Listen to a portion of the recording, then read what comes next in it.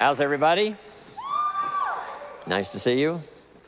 Thanks for coming today. I appreciate it very much, and I'm just delighted to be here. How many of you have never seen me before? This is your first time. Wow, everybody. I keep thinking I'm famous, but I guess, that settles that. Anyway, nice to see you. I've got some interesting ideas to share with you. If you're ready, say I'm ready. And if you'll take some good notes, I got some lists for you to make that you can take home with you and ponder at later times. Some of the things I want to share with you.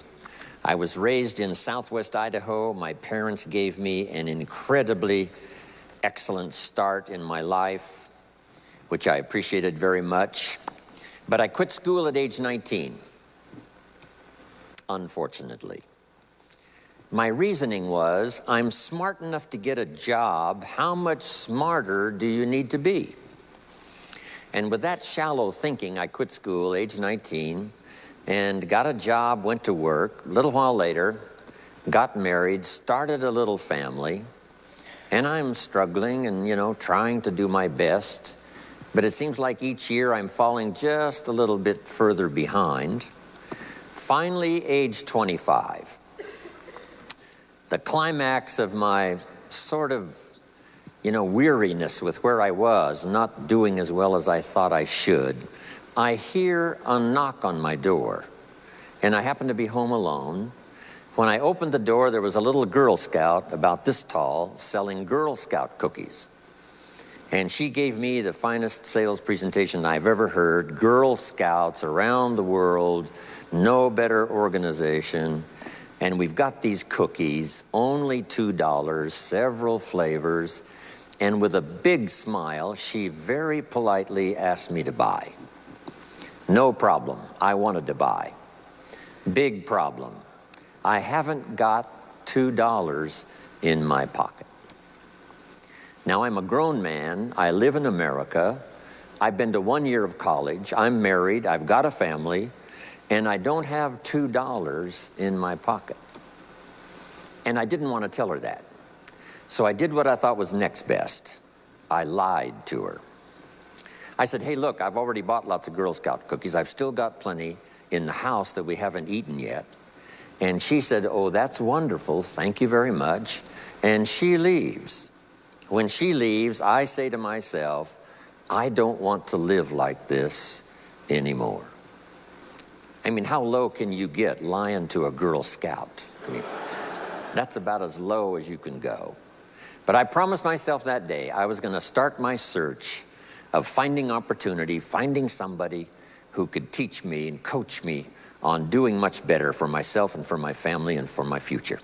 And shortly after that, I met a most extraordinary man, very wealthy, but a friend of mine said, you've got to meet this man. He's rich, but he's easy to talk to. He's got a unique philosophy of business and life. And the more he told me about this man, the more I said, I've got to meet this guy.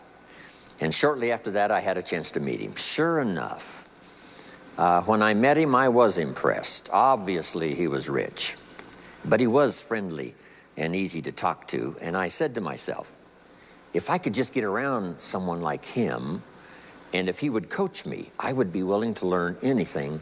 I'd love to be like him. Well, my good fortune was he invited me to join his company, and over the next 5 years, my dream came true. He coached me and taught me how to turn my life from pennies to fortune.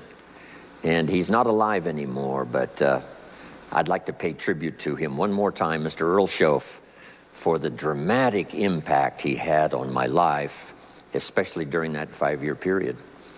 And so my whole life turned around. I made my fortune by the time I was 32, starting at age 25. And some of the ideas that I want to share with you today came from that 5-year experience. Then from there, I got into lecturing and giving seminars, and I've written a few books. And my career now spans about 41 years. But I'll never forget the impact this gentleman had on my life with a few simple concepts that totally changed my life, changed my future, and changed everything. Jim Rohn's view of the 21st century. Here's number one, unprecedented opportunity. we not only have begun a new century, century 21, it's a new millennium. A millennium is a 1,000-year period. We've had 6 so far. This is the beginning of the 7th millennium, and some scholars tell us that this could very well be an extraordinary time for the human race, this 7th millennium. And there's probably a lot of good reason that that is probably true. Unprecedented opportunity. We've now got the technology. We pick up a telephone now and talk to somebody on the other side of the world. Transportation now is so easy. I get on an airplane in Los Angeles, and 13 hours later, I'm in Tokyo. 5 meals, 3 movies, and you're there. I mean, you know, it's a simple deal. Anyway, we've got technology, we've got transportation, we've got all the rest, right? So this is going to be a time of unprecedented opportunity in every field you can imagine, every industry, every country. It's going to be the greatest period of opportunity time in the history of the human race, the 21st century, especially these opening years of the 21st century. So that's number one, unprecedented opportunity. Now here's the second note to take. Now also keen competition, because we now play the world game. And it's not just competition across the street and company to company and, you know, division to division and, you know, company to company. Now it's worldwide competition. A job now becomes available. Does it go to someone in Minnesota or someone in India? Worldwide competition. So now you've got to be ready to cash in on the opportunity, but you've also got to be ready for the competition. So I've got some interesting ideas on how to be prepared for both opportunity and competition in these opening years of the 21st century. Here's some of my best advice. Number one, you've got to have more than one skill. It's okay to have one skill, but I'm telling you, if you want economic safety for the future, especially this century, my personal opinion, you need more than one skill. We've seen people, right, the last 15, 20 years that only had one skill, worked for this company for a long time. The division the guy worked for got chopped, eliminated. Now he loses his job. Now he tells us he's in economic distress. Why would that be? Simple answer. He only had one skill. So for economic safety for the future, my personal advice, you gotta have more than one skill. In fact, it led me to my first fortune, and that was learning more than one skill. I started learning these extra skills in Idaho, where I grew up. I knew how to milk cows, but it didn't pay very well. Then someone gave me this incredible advice. If you want to lay the foundation for a future fortune, you've got to learn more than one skill. And I started that process age 25. Here's the first one, and I started part-time, a little sales job that I got. A product that I believed in, learned how to present it well enough for somebody to say yes, gave excellent service so that that would lead to multiple sales, and this little extra part-time job in sales absolutely started multiplying my income.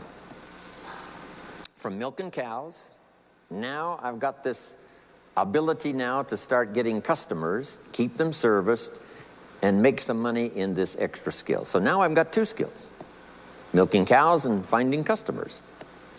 Here's the next skill I learned, just to give you a quick list. Next was finding good people. If you've got a little enterprise going and you need some people, you have to just go look for them. And when I learned this skill, finding good people for my little enterprise, I couldn't believe how it drastically changed my income. My income now starts to multiply, not just increase. So now I've got what? 3 skills: milking cows, getting customers, finding good people. I'm on my way. Here's the next one that paid me big money, in case you're interested, and that's organizing. Organizing simply means getting people to work together. Big challenge, but if you learn this skill, getting people to work together, they pay extraordinary money. Here's the next one that really increased my income substantially, and that's promotion and recognition. Rewarding people for small steps of progress. I mastered this one. And here's the philosophy behind it. Be so busy giving other people recognition you really don't need it for yourself. I mastered this. Guess what it pays? Big money. Let me just give you one more, and it's in 3 parts. And that's communication. Learning to affect other people with your language. Of all the things not to be lazy about, it's language, because words can work miracles. And communication I found in 3 parts. Here's number 1, training, showing somebody how the job works. Showing somebody how the business works. We call that training. I got good at that, paid big money. Here was the next one, teaching. Teaching people how life works. Teaching people how to set goals. Teaching how to become a leader, manager, entrepreneur. Stepping up to the higher opportunity and better challenge. This one paid me extraordinary money. But this one paid the best. Learning to inspire. Helping people to see themselves better than they are. So I've got how many skills, right? A big long list. So, safety, economic safety for the future, especially the opening years of the 21st century. Learn more than one skill. Here's number 2. It would be good to learn more than one language. Some of my business colleagues who speak 3 or 4 languages earn $3-4 million a year. One of my friends, Leon Weisbein from Russia, I remember when he was making $3 million a year, he spoke 3 languages. Here's what he said, I think I'll learn another language, make another $1 million. Those extra languages are so valuable. When I travel the world, I got to find somebody that knows more than one language or I'm in deep trouble.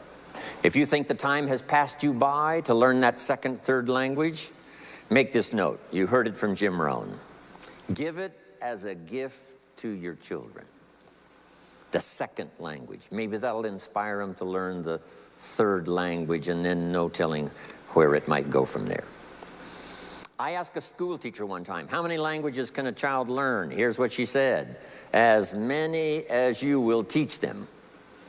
They don't lack capacity, they don't lack intelligence, they certainly don't lack curiosity, they only lack a teacher. So you got my good advice now? More than one skill, more than one language. Here's the rest. Learn the simple economic formula that works for everybody, and I can give it to you in just a couple of sentences. A simple economic formula. Kids can understand it.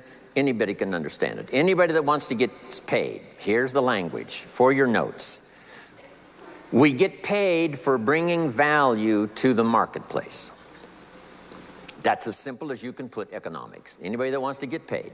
You get paid for bringing value to the marketplace. The marketplace is the people. Now, the value we bring is one part of it, a product or a service, but here's the other part, the value you become. So just off to the side, put the value is 2 parts. The value you bring, like a product. If you manufactured it, you might keep improving the product. If someone else manufactured it and you're out selling it, they probably keep improving the product. But this is the one you have to work on yourself. The value you become, like an entrepreneur, a leader, a teacher, supervisor, manager. What you become also pays much more than what you bring. Once I understood that, then here's what my mentor said. Go to work on yourself harder than you work on your job. If you work hard on your job, you can make a living. Then he said, if you work hard on yourself, you could make a fortune. So I worked hard on my job and made a living, but I learned, starting with those extra hours per week, learning these extra skills, I started working on myself. And here's a philosophical phrase everybody should take home. Here it is. Success is something you attract by becoming an attractive person. Success is not something you pursue. It's what you attract by becoming attractive. By becoming attractive to the marketplace. What would do that?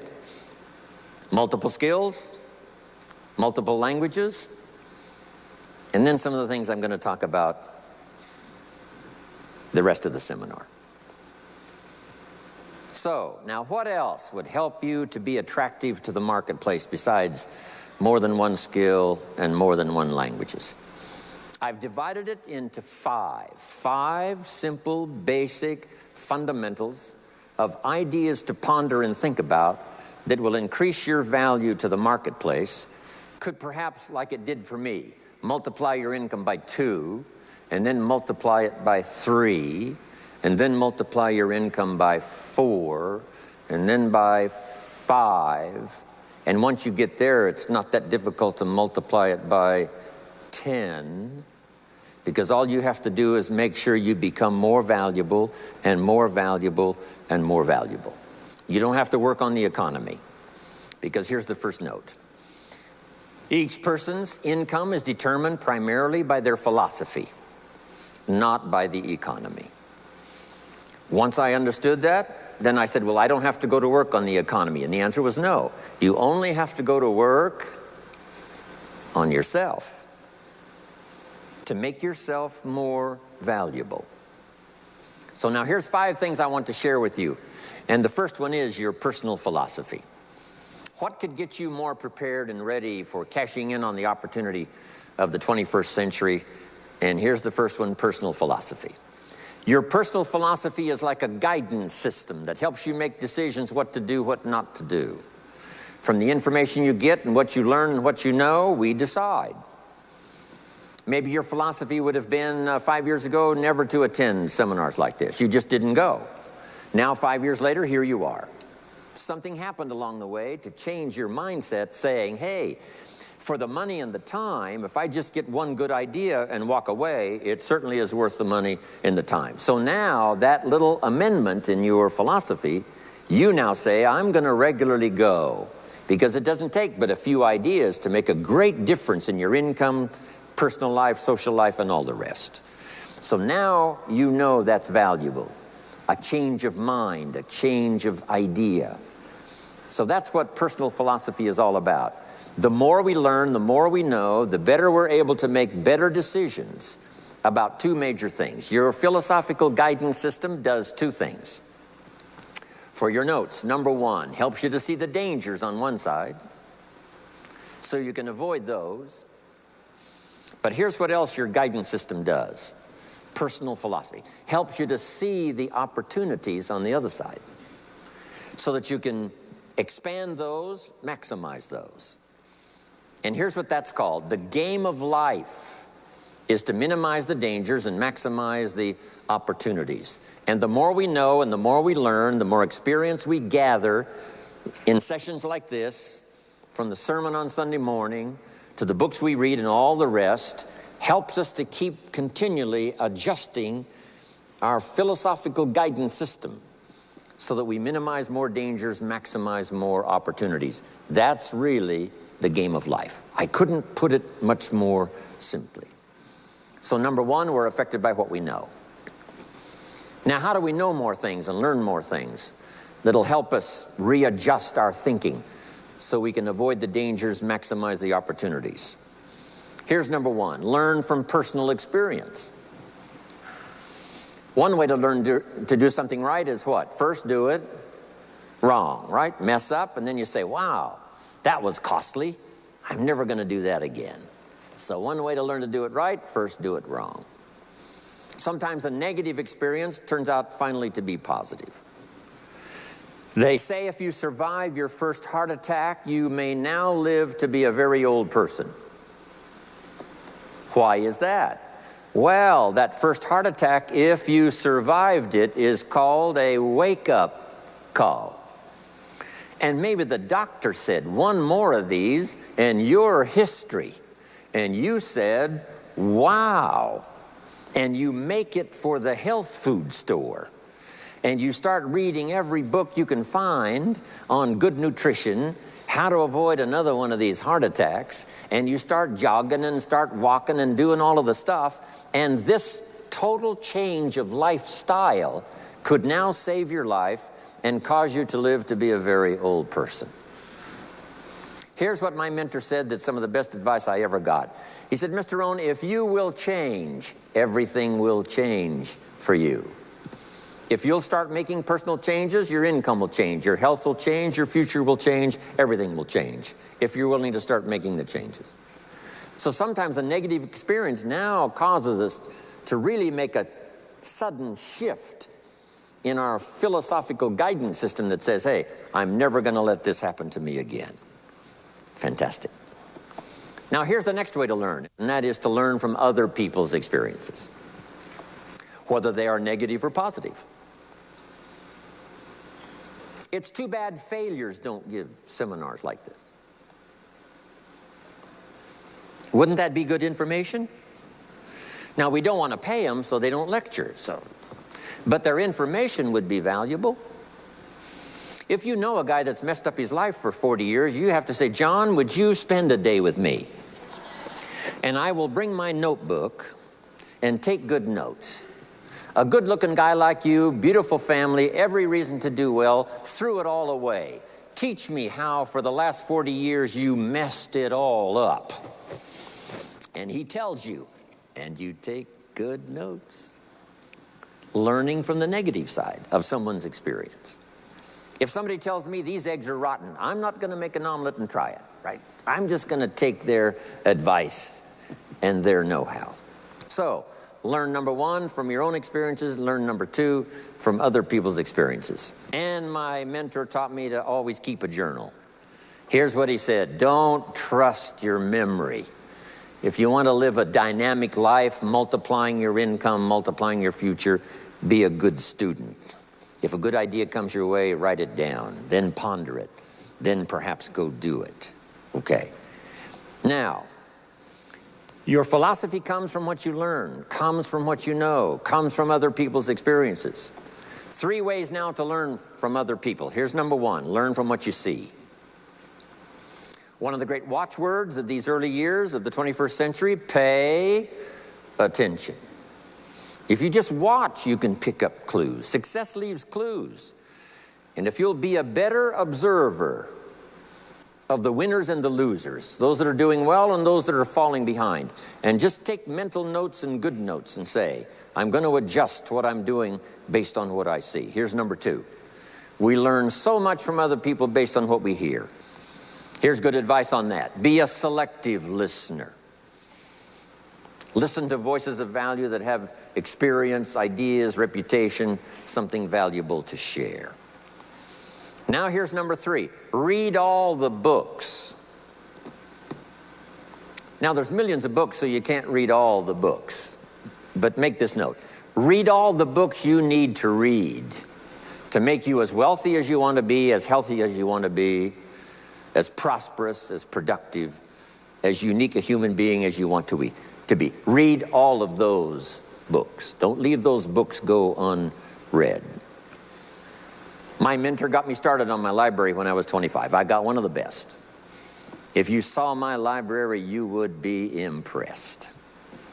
I haven't read everything in it, but I feel smarter just walking in it, right? My library. I was smart enough to buy it all. Now I got to be smart enough to read it all. Now jot this down. When you do read, you have to sort through what you read and decide which is valuable to try. That's part of the process of learning. Gathering information and sorting through it. One, the information that would apply to you, and what you think would be valuable based on your current philosophical opinion. So read all the books. Our lives are greatly affected by what we learn and what we know.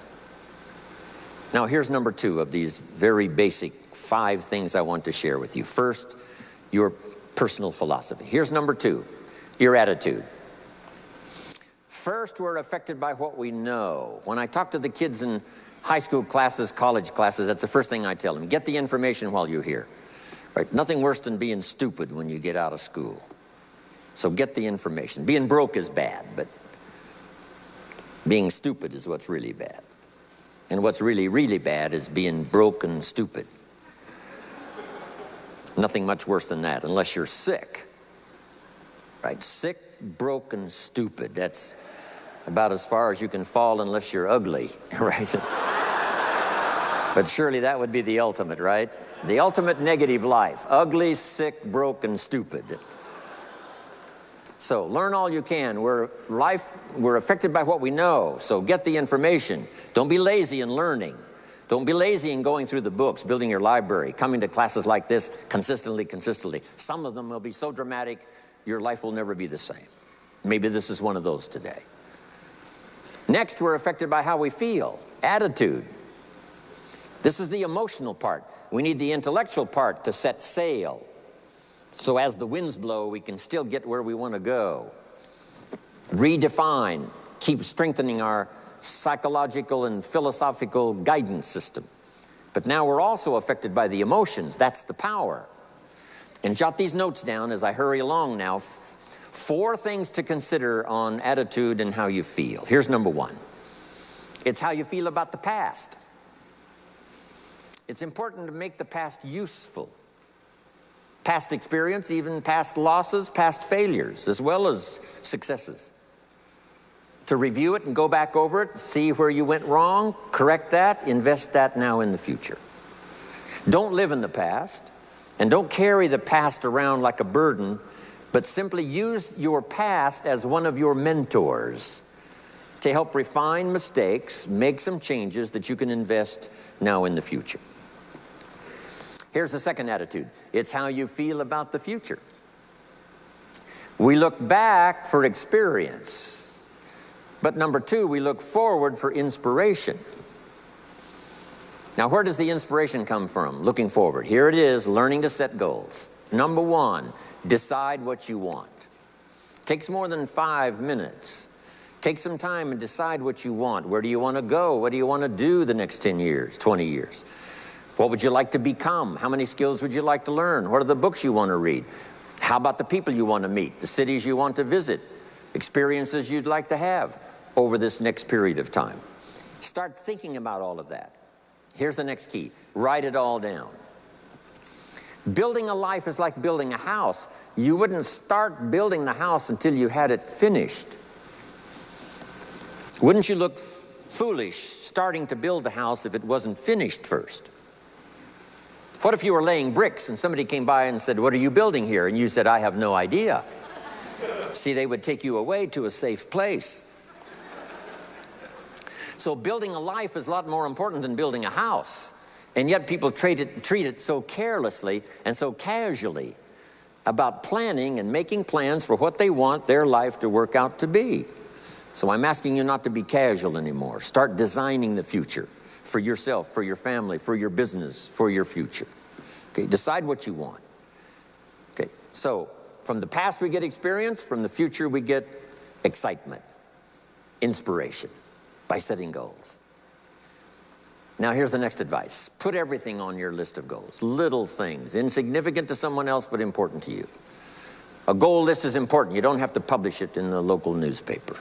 My Japanese friend, Toro Ikeda, San Jose, California, put on his first list, a Caucasian gardener. I said, go Toro. Back then, everybody had a Japanese gardener. He said, no, I'm Japanese. I want a Caucasian gardener. I like that. So set goals. Set the goals that'll turn you on, goals that'll get you excited. Put everything on your list. Now, here's the next attitude. It's very important how you feel about everybody. If you want to be a leader extraordinaire, here's what you learn. Each of us need all of us. One person doesn't make an economy. One person doesn't make a symphony orchestra. It takes all of us for each of us to be successful.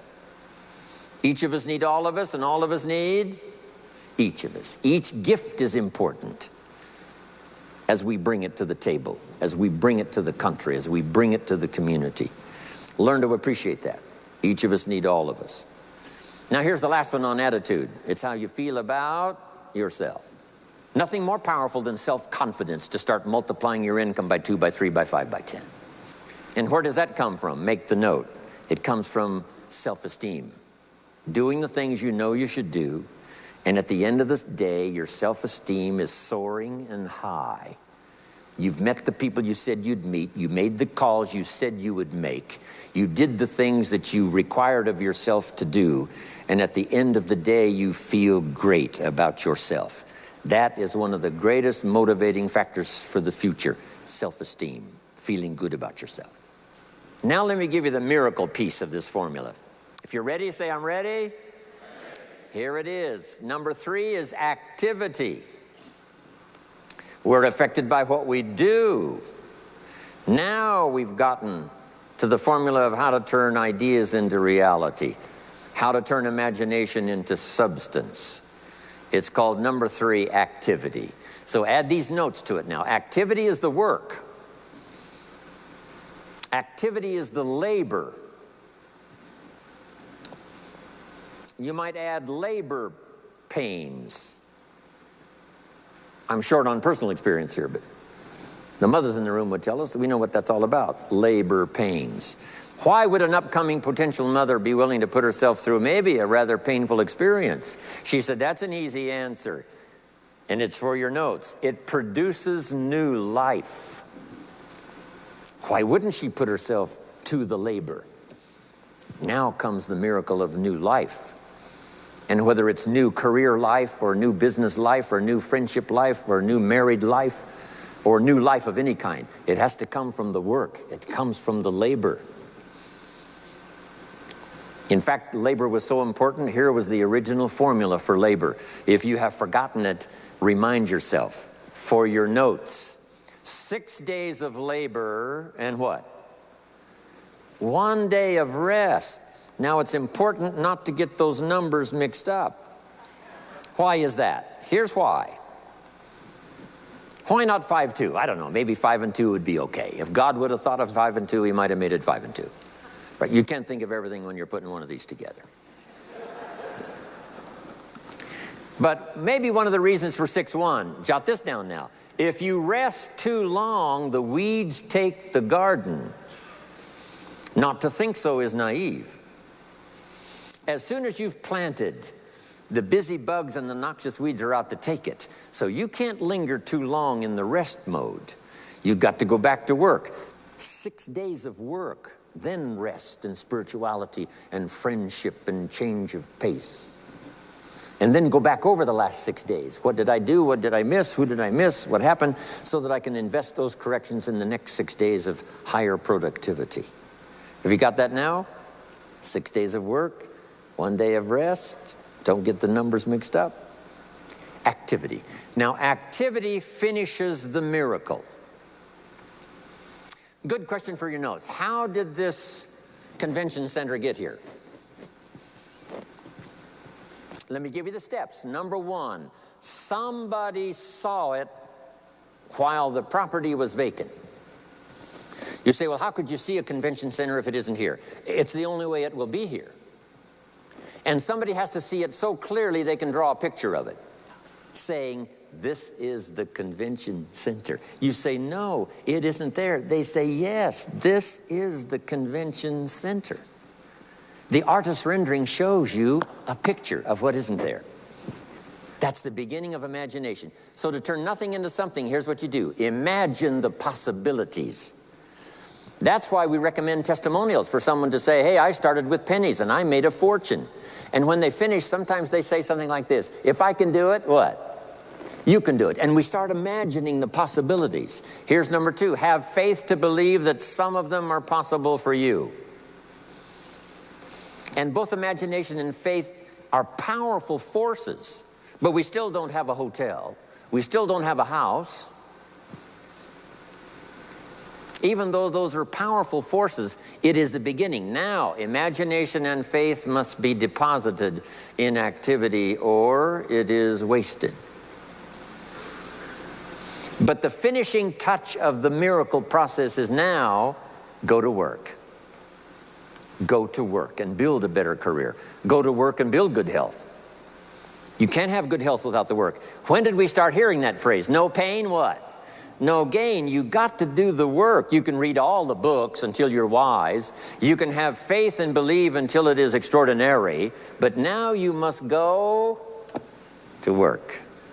And if you'll learn to appreciate the work that produces the miracle of good health, the miracle of a career, the miracle of a relationship, the miracle of a fortune. Only humans now can do this. The birds of the field can't do it. No other life form can imagine and create something from nothing. Have faith and then build it and make it real. Only humans. It's an extraordinary gift. Depends on how often you use it. So number one of the ideas I wanted to share with you to make this an extraordinary opening year century for you is philosophy. We're affected by what we know. Second is attitude. We're affected by how we feel. Third is activity. We're affected by what we do. Now here's the final two pieces. Number four, learn to measure progress. Once you've set up a project now, you want to turn nothing into something. Now you must measure your progress. How are you doing? Here's how we teach it to our children. Life expects us to make measurable progress in reasonable time. Measurable progress in reasonable time. That is the game of life. So part of it is not just to set up the proposed project, but as we start working on it, we start measuring how we're doing. Now first, what is reasonable time? You can't ask someone every 5 minutes, how are you doing now? See, that's too soon. Guy says, I haven't left the building yet. Give me a break. Now, we can't wait 5 years. That's too long. So there's reasonable time. So make this note now. What is reasonable time? One, at the end of the day.